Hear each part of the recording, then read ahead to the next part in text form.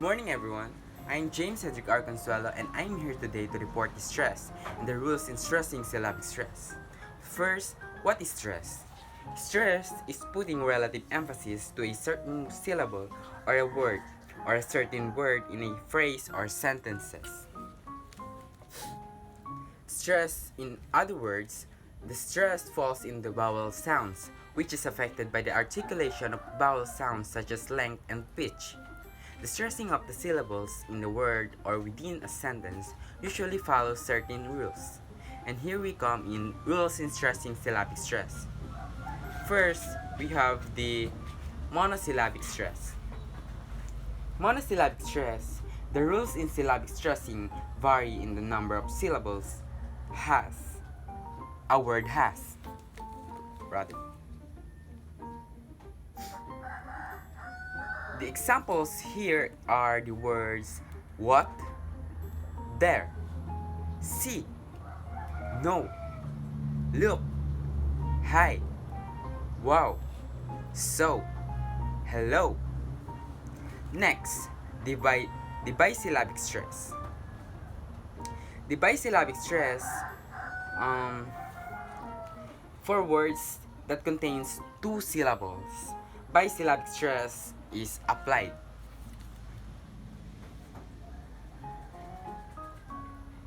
The words prism, factual, and seldom receive the primary stress on the first syllable, while the words reserve, explore, steam receive the primary stress on the second syllable. Some nouns and adjectives that are bisyllabic receive the stress on the first syllable, although there are exceptions to this rule. Very few syllabic nouns and adjectives are stressed on the second syllable. Examples here are the words sample. Wait, let me adjust the brightness. The examples here are the words samples, awesome, carton, perfect, purple, flawless. Next we have the contrary. Next we have is on the contrary, some syllabic words are used as verbs and prepositions. The stressing falls on the second syllable. Although there are exceptions to this rule, only very verbs and prepositions are stressed on the second syllables. The examples here are the words relax, abide, accept, decide, amongst, against, abide,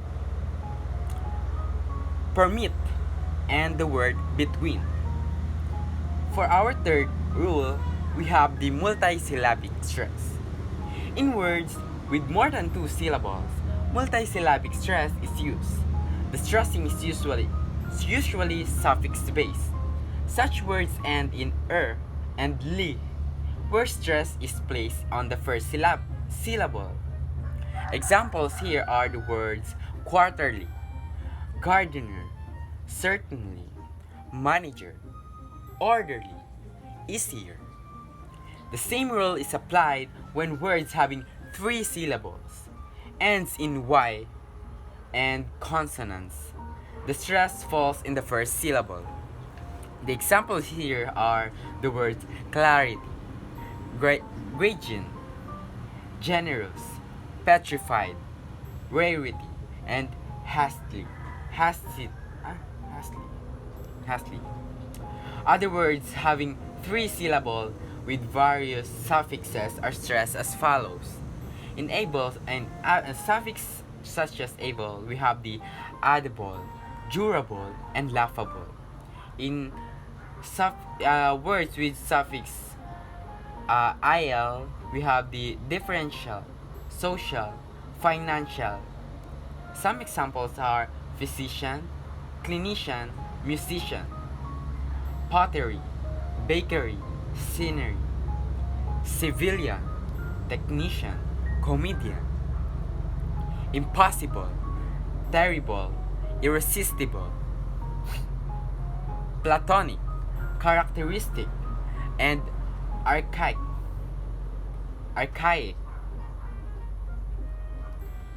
topics: diabetics, pediatrics, vegetation, augmentation, and reposition.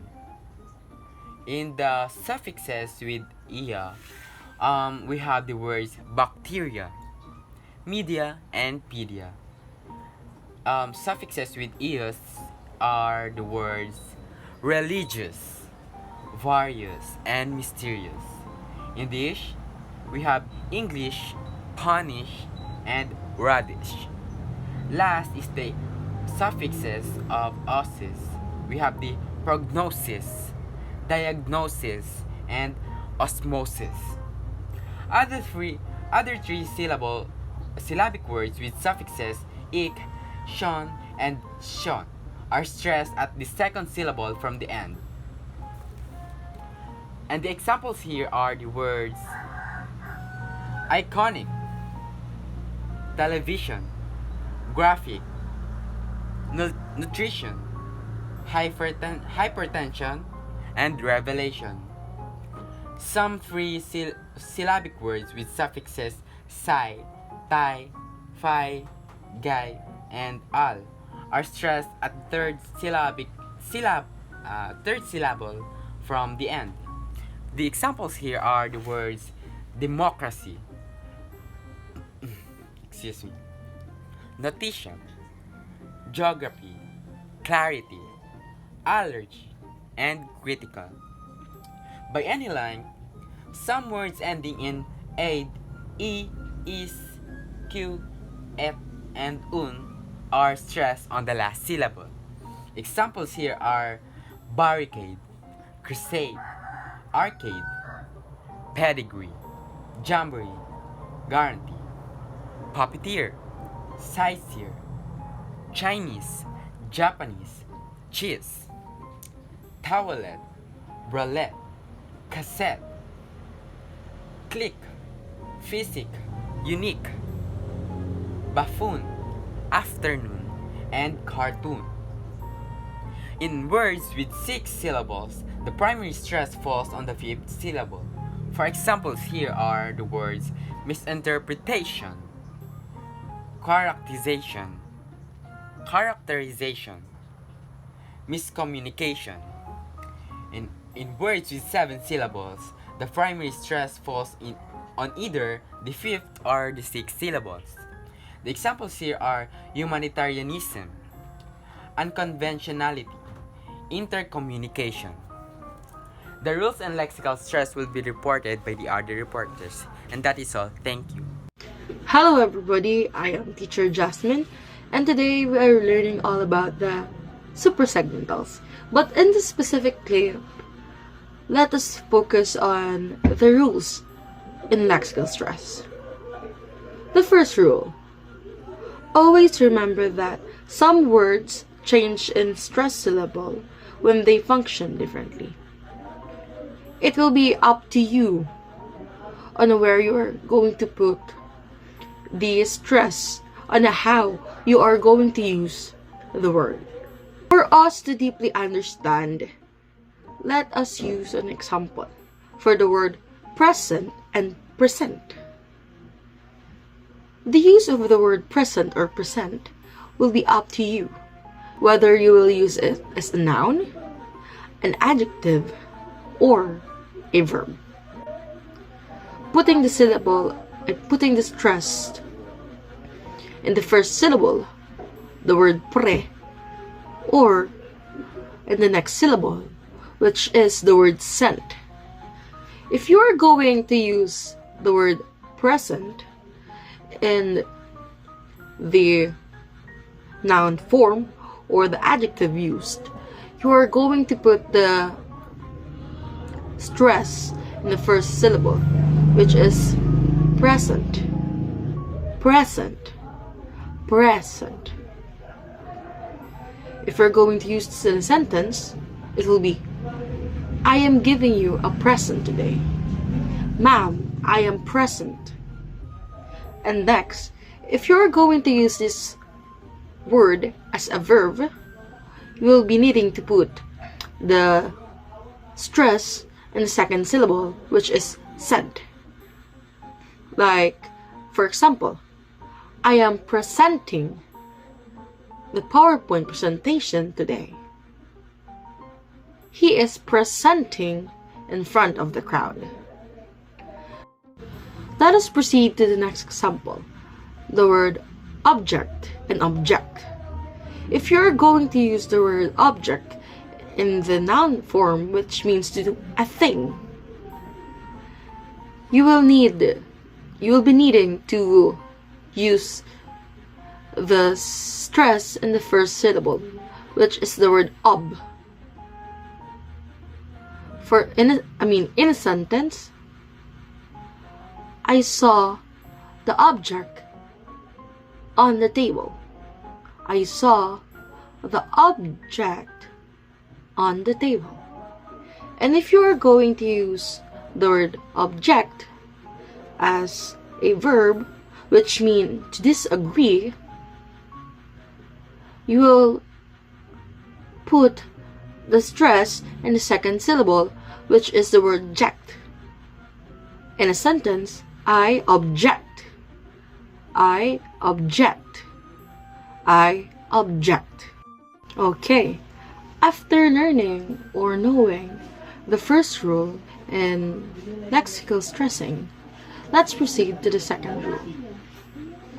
In the second rule, it is stated that some derived words undergo a shift in stress and a change in function and meaning when suffixes are added. For us to deeply understand this again, let's have some example. Before proceeding to the examples under the second rule, let us now first define what suffix is. Suffix is a letter, syllable, or a group of syllables added at the end of a word or word base to change its meaning, give it grammatical function, or a form of a new word. For example, the ISH in the word smallish, the ED in the word walked, and the NESS in the word darkness, which have a base word of small, walk, and dark.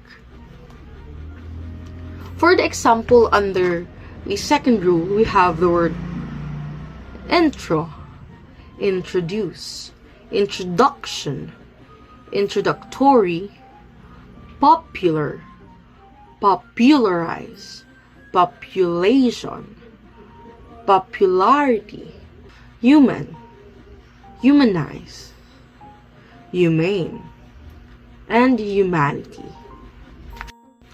Let us now discuss the third rule under the rules of lexical stress.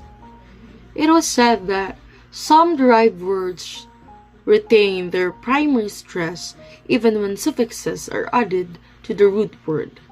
This include the word retire, retirement, retiring, retiringly, the word expand, expanded, expandable, and expansion. And last, with the base word nation, national, nationalize, and nationalism. Let us proceed to the fourth rule. It was stated that in some proper nouns, the second word usually takes the stress. For example, North Dakota, Mr. Smith, Apple Incorporated. You will notice that in proper nouns or the nouns that we are using in formal sentences and other sentences for works, you will notice that the stress is usually put or takes place in the second word, which is the word Dakota, Smith, and Incorporated. For the fifth and last rule, we have in reflexive pronouns, the stress is usually on the second syllable. For example, myself, themselves, and ourselves. And that's where our lesson about the rules and lexical stress ends. Let us now proceed to the phrasal stress, which will be tackled by Miss Liza Sabah. Phrasal verbs are two or three word phrases consisting of a verb and preposition and should be stressed on the second word. Example: turn off, turn off, work out, clean up, look out. When verb and preposition combination is used as a compound noun, the stress falls on the first word. Example: hand out, work out, drop out. The first word are stressed in some compound words with noun and noun combination. These words are also known as noun. Examples: blackboard, Iceland, toothpaste, volleyball, basketball. Compound nouns that are formed through noun and noun combination are adjective and noun combination and used as nouns are stressed on the second syllable. Examples: ice cream, Borbital. In most cases, the nouns carry the main stress. Examples: a big house, a beautiful dog, a beautiful dog.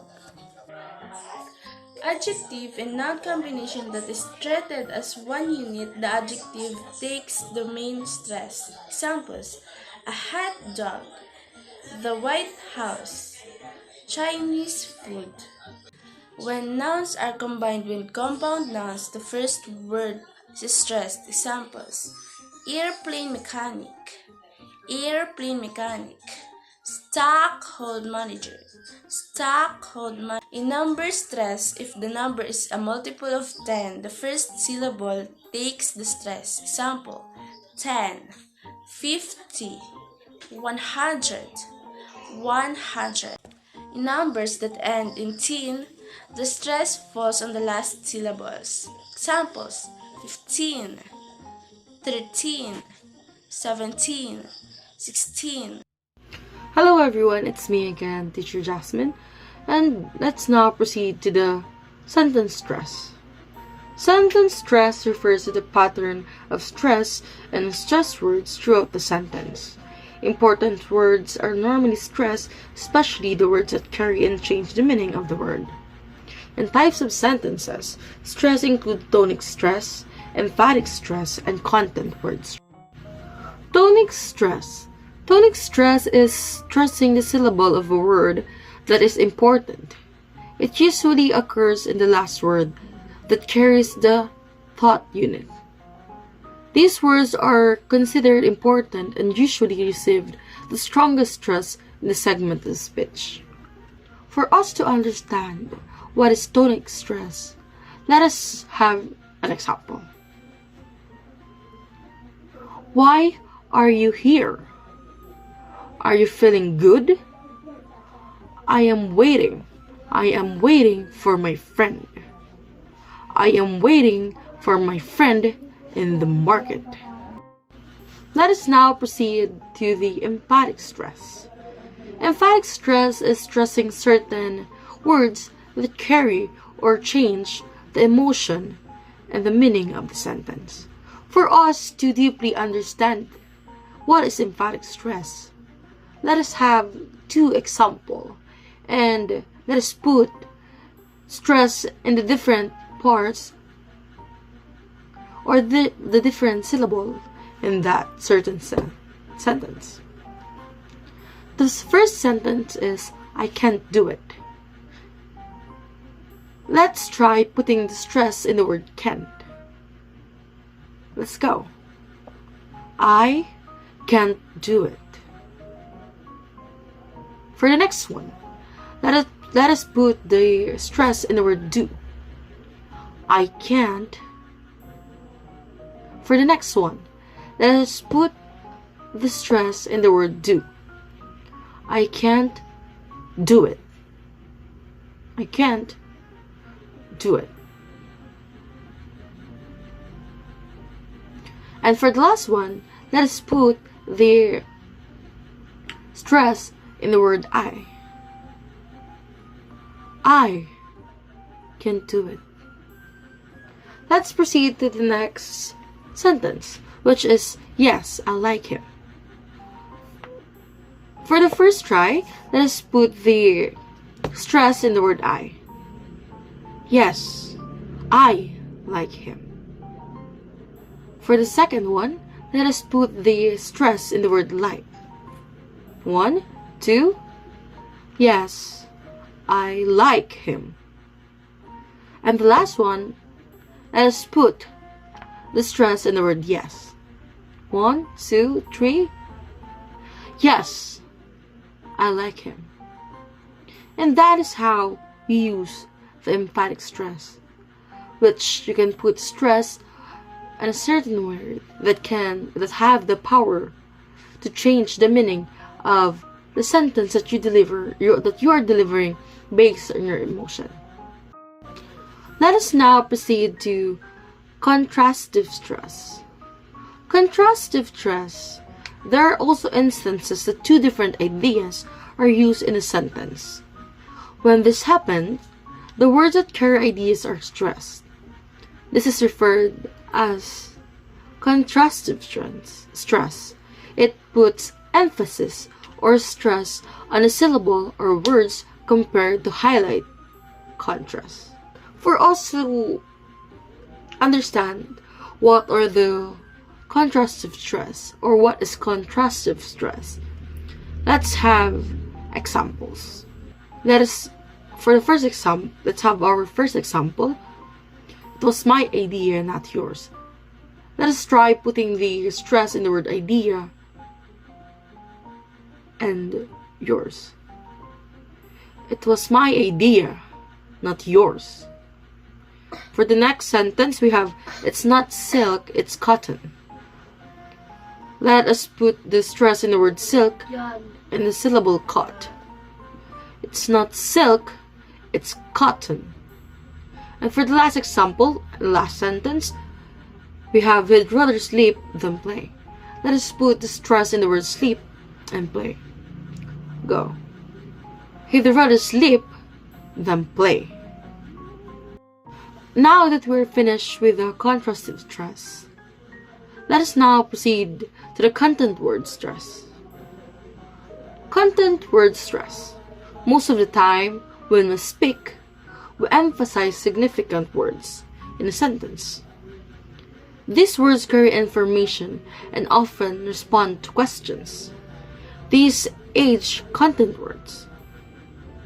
Content word stress refers to the stressing of content words that are grammatically identified, such as nouns, the verbs, and the modifiers. In this sentence, content word receives the stress. Let's have our example. I will give you a ring. Let us put the stress and the syllable GI and the word ring. Let's try it.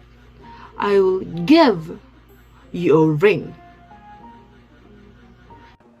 Hi, I am Jaya Celestial, and today we will be talking about one of the very important features related to stress and pitch, which is the intonation. Intonation is also used in focusing attention on significant element of the message, helping directing verbal boundary, signaling statements, and differentiating questions. So intonation patterns includes rising intonation, falling intonation, rise-fall intonation, and fall-rise intonation. But first, let us talk about what is rising intonation. Rising intonation is where the pitch of the voice rises. It is used in questioning, doubting, and expressing the desire to prolong a conversation. Rising intonation is also used to express excitement or annoyance. One example sentence of the rising intonation is she feeling better? So the sample sentence should be answered with a yes or a no, but I prefer to use the word yes with the rising intonation pattern, which shows a desire for a response and continuous conversation. Our second intonation pattern is called the falling intonation. Falling intonation is a downward falling intonation pattern in which the pitch of the voice falls. This is used in neutral statements and comments, WH questions, making conclusions, or expressing disinterests. So for an example, if you're asked with the same question, is she feeling better? In falling intonation, the answer should be in a downward intonation pattern, yes. Answering this way shows that you have no desire to further conversation. So for our third intonation pattern is the rise and fall intonation or peaking. Rise and fall intonation pattern is used for emphatic sentences, asking choices, and expressing series. For example, I went to the school and church today. Another example is this mine or yours? So for the fourth and the last intonation pattern is the fall-rise intonation or dipping. Fall-rise intonation is used when you want a confirmation. It is also used in a yes or no question, when the answer is something unexpected, or when you are being uncertain with your answer. Like for example, he went to the party. Did he? Did he? Did he? Another is, did you know I was waiting there? Did you know I was waiting there? So now that you know about the intonation and the intonation patterns, you can now move on to the next one. And now here we have the last suprasegmental features, which is the juncture. In order to be fully comprehensible by the listeners in speaking or even in reading, we use juncture. Juncture is the pausing and group of words by thought unit. It is also used to establish a slight delay in a continuous flow of speech so that we could be able to provide a smooth transition from one idea to another. It is also used as a time to breathe so that we could enunciate words better. So the pauses are categorized as first, the sustained, rising, and falling. Sustained juncture is represented by a slash. It is used as a momentary pause in speech or pausing of a thought unit. To further understand, let's have an example. Whether you like it or not, you have to study. The girl said she is hungry. The teacher says the class is noisy. Next is the rising juncture. It is represented by the symbol double slash. It is used in yes or no questions, word series, nouns, and address, and first two alternatives. To further understand, let's have an example. Are you interested? I like mangoes, peaches, apples, and watermelons. Ava, sleep early. At last, the falling juncture. Falling juncture is represented by a symbol hashtag. It is used at the end of each sentences where a complete stop is necessary, except in questions answerable by yes or no. To further understand, let's have an example. I am interested. Come here. Where is my phone? Isn't that awesome?